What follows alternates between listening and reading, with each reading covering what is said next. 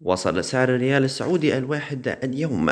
إلى 16 جنيه مصري، بينما سجل سعر 5 ريالات قيمة 79 جنيه مصري، 10 ريالات 159 جنيه، 25 ريال 399 جنيه، 50 ريال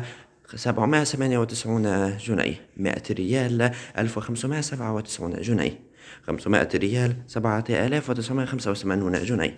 1000 ريال 15970 جنيه، 50795850 جنيه، 10,000 ريال سعودي وصلت حتى اليوم ل159,700 جنيه. ويختلف سعر الريال السعودي في السوق السوداء عن سعره في البنوك، فقد يكون في السعر السوداء بقيمة أعلى وأكبر جدا من السعر الموجود الحالي في البنوك، ففي البنوك يعتبر 8 جنيهات